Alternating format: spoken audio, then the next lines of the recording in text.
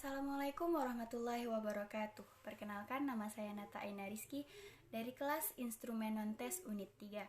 Di sini saya akan menjelaskan tentang pemahaman saya mengenai materi penyusunan skala psikologi. Dari video bagian 1 terdapat 6 topik pembahasan.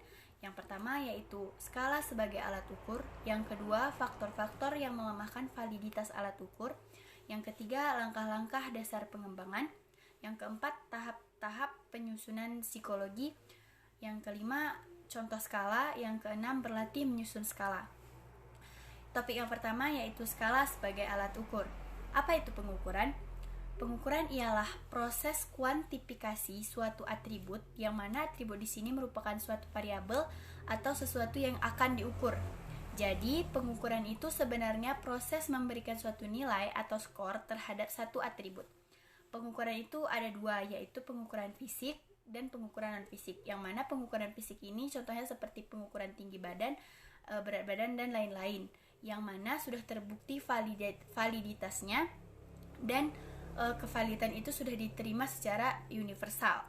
Nah, pengukuran non-fisik itu contohnya seperti skala pengukuran psikologis, yang mana jenis pengukuran non-fisik ini masih dalam pengembangan, belum mencapai validitas, dan beberapa tes psikologi yang sudah standar dan terstandar belum dapat dikatakan optimal validitasnya. Jika dibandingkan dengan pengukuran fisik, pengukuran psikologi masih sangat sukar, dan bahkan jika dibandingkan dengan pengukuran fisik, pengukuran psikologi lebih susah untuk mencapai validitasnya. Karena seperti yang kita ketahui, pengukuran psikologi itu sangat terpengaruh oleh aspek yang akan diukur. Atributnya itu sangat abstrak, jadi harus benar-benar dioptimalkan agar bisa diukur dengan baik dan mencapai kevaliditasan.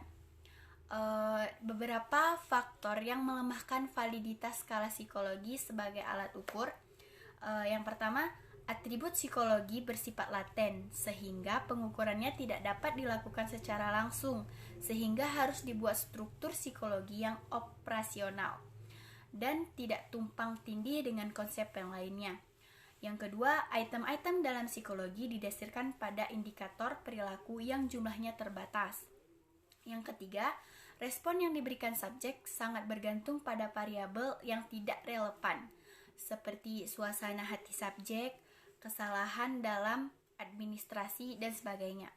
Kemudian yang keempat, variabel dalam diri subjek atau manusia itu bisa berubah sejalan dengan kondisi dan waktu dan situasi. Yang kelima, interpretasinya hanya dapat dilakukan secara normatif. Yang kita ukur adalah manusia, sehingga itu bukan sesuatu yang tetap sifatnya. Ada banyak hal yang mempengaruhi pada hasilnya nanti. Adapun atribut pada psikologi ialah sebagai berikut. 1. Objek dapat berupa atribut fisik atau psikologi. Yang kedua, dibandingkan dengan atribut psikologi, atribut fisik dapat diukur sampai tingkat skala rasio, yaitu angka interval yang memiliki harga 0 mutlak. Jadi, pada hasilnya nanti, bisa saja kita menyebutkan bahwa hasilnya itu adalah 0. Sedangkan pada pengukuran skala psikologi, tidak ada harga 0 mutlak. Maka, kita tidak bisa mengatakan hasilnya itu 0. Karena karakteristik skala sebagai alat ukur psikologi. Yang kedua adalah item dalam skala psikologi itu berupa pertanyaan atau pernyataan, yang mana skala tersebut tidak langsung ke hal yang ingin kita ketahui, melainkan kita akan memecahkan satu konsep menjadi beberapa indikator yang berupa pernyataan atau pertanyaan tadi, yang tujuannya ingin mengungkapkan perilaku subjek tersebut. Yang ketiga, merupakan atribut psikologi dianggap terlalu banyak itemnya, karena yang tadi kita memecah-mecahkannya. Kemudian jawaban dari subjek tidak boleh digolongkan ke dalam benar atau salah, selama jawaban subjek itu jujur dan sungguh-sungguh, maka skor yang diberikan itu hanyalah kuantitas, karena jawabannya mereka semuanya adalah benar. berbeda dengan tes dan sebagainya yang memiliki kunci jawaban sehingga ada patokan untuk menentukan salah atau benarnya. Kemudian masuk ke dalam topik perbedaan angket dan skala. Yang pertama, angket itu datanya faktual yang diketahui kebenarannya oleh subjek sendiri, sedangkan skala tidak. Kemudian yang kedua, jika pada angket pertanyaannya lebih umum dan datanya fakta yang ditanya, sedangkan pada skala pertanyaan atau pernyataannya itu lebih mendalam. Yang ketiga, pada angket pernyataannya lebih langsung to the point ke yang ingin diketahui, sedangkan pada skala lebih memancing subjek untuk mengeluarkan tujuan kita sebenarnya. Kemudian hal-hal yang melemahkan validitas.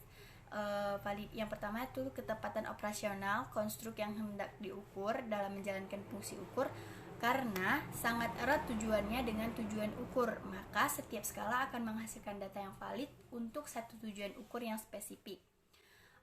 Adapun kemudian hal-hal yang berkaitan dengan kehati-hatian dalam administrasi yaitu ada 6, yaitu penampilan skala, situasi ruang, kondisi subjek, pemberian skor, dan tidak cermat dalam interpretasi. Kelima itu sangat berpengaruh terhadap hasil perhitungan psikologi nantinya. Demikian yang saya pahami